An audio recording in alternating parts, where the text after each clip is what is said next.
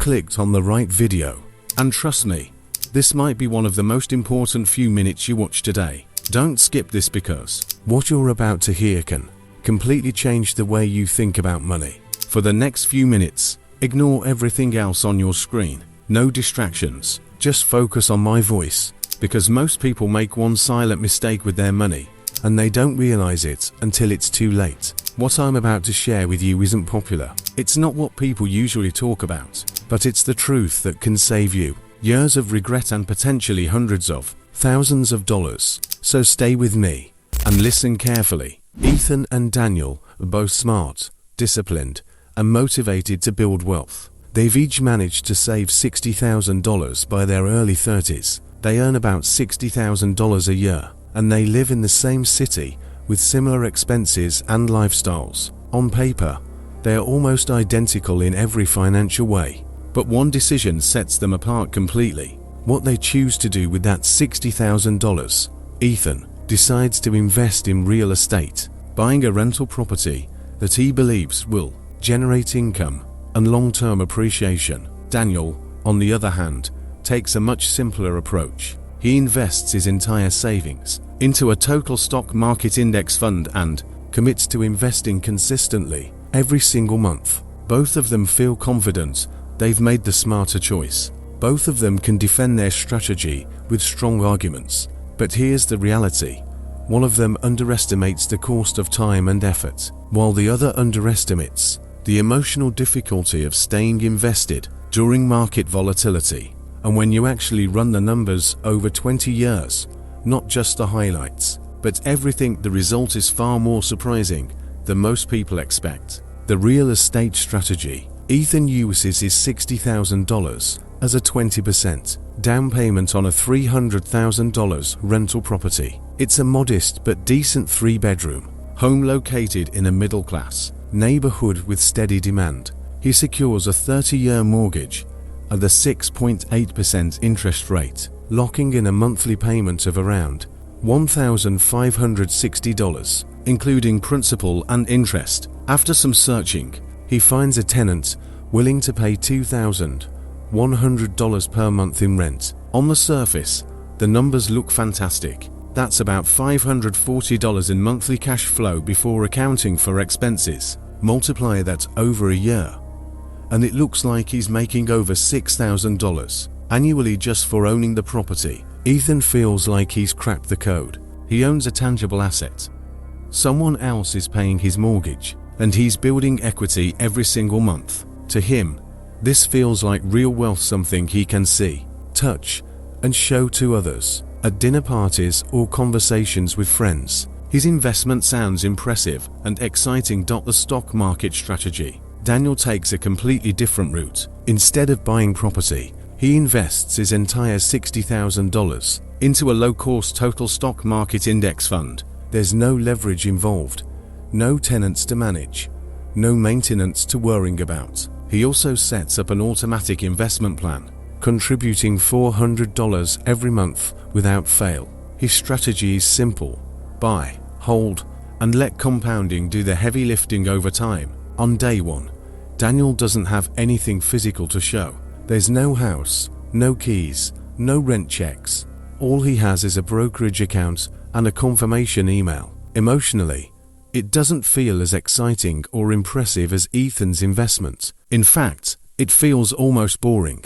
But Daniel understands that investing isn't about excitement, it's about consistency and long-term growth. The early years. In the first couple of years, Ethan feels validated in his decision. Property values in his area begin to rise, and he enjoys the feeling of being a landlord. Every month, rent comes in, and it feels like passive income, even though he occasionally has to respond to tenant requests or minor repairs. He watches comparable properties in his neighborhood increase in value and starts imagining how much his investments could be worth in the future. Meanwhile, Daniel logs into his investment account occasionally and sees small gains and losses. One year, his $60,000 grows to $66,000. Another year, it dips slightly before recovering. It doesn't feel like much progress. There's no dramatic story, no visible asset, nothing he can proudly point to. Compared to Ethan's experience, Daniel's journey feels slow and uneventful. Reality sets in year 3. By the 3rd year, the picture becomes clearer. Ethan has collected approximately $75,600 in rent over 3 years. His mortgage payments total around $56,160, which initially makes it look like he's ahead by nearly $19,000. But that's only part of the story. Once he factors in property taxes of about $3,500 per year and insurance costs of $1,800 annually, a significant portion of that profit disappears. Then come the unexpected expenses. A heating and cooling system breaks down, costing him $3,000 to replace. Plumbing issues require another $1,500. There's also a month where the property sits vacant, meaning no rental income, while the mortgage still has to be paid. When everything is accounted for, Ethan's actual profit over 3 years shrinks dramatically to somewhere between $3,000 and $6,000. It's still positive, but far less impressive than the initial numbers suggested. At the same time, Daniel's investment has quietly grown to around $90,000. Thanks to market returns and his consistent monthly contributions, he hasn't spent any time managing it. No late night calls, no emergency repairs, no stress. While Ethan has been actively working on his investment, Daniel has simply stayed consistent and let the market do its thing. The hidden costs of real estate. What many people overlook in real estate investing are the hidden and ongoing costs. Vacancy is one of the biggest factors. On average, a rental property may sit empty for about 1 month each year, which means a full month of lost income. Maintenance is another unavoidable expense, typically costing between 1% and 2% of the property's value annually. For a $300,000 home, that's $3,000 to $6,000 per year.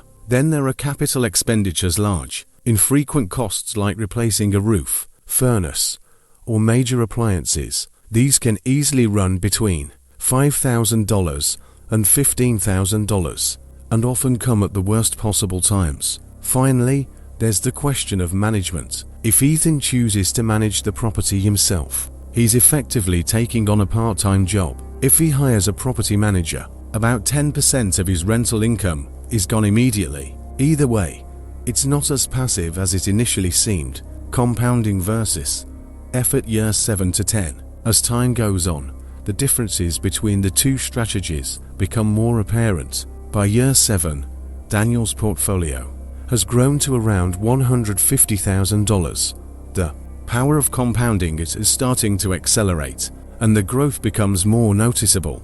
By year 10, Ethan's property has appreciated to around $400,000, and his equity has increased to approximately $200,000. Interestingly, Daniel's portfolio are also worth about $200,000 at this point. Despite taking completely different paths, they've arrived at a similar financial position.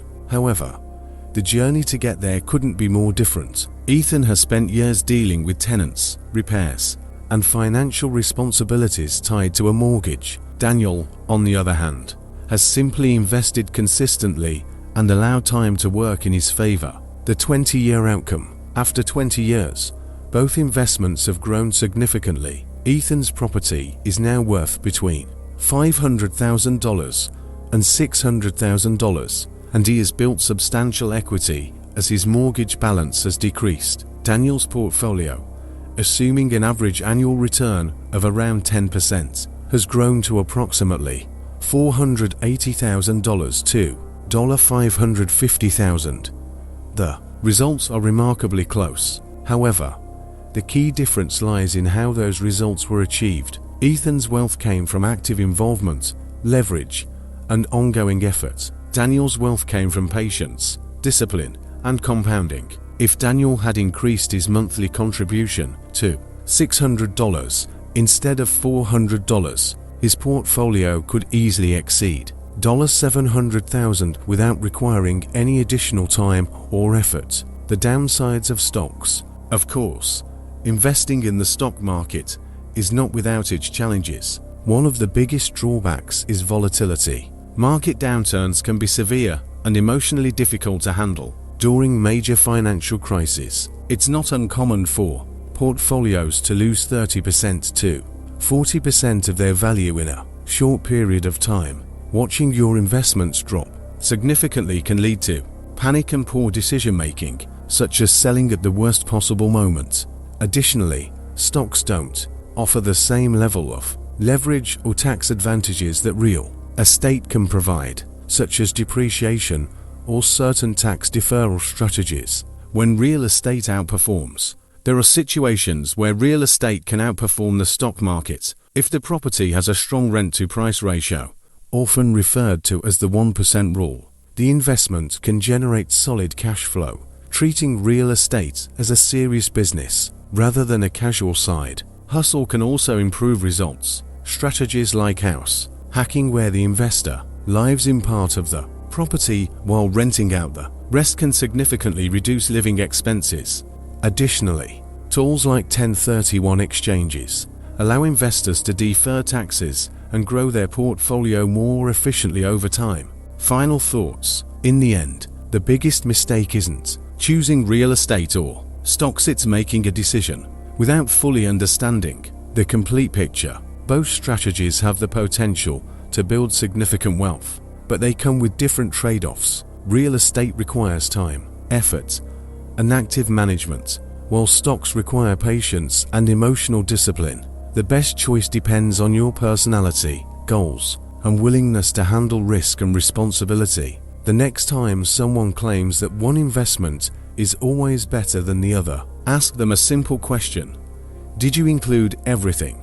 Because the answer that truly matters is the one that accounts for every cost, every risk, and every hour invested. Disclaimer: this content is for educational purposes only and does not constitute financial advice. Investment outcomes can vary based on market conditions, location, and individual decisions. Always do your own research or consult a qualified financial advisor before making any investment decisions.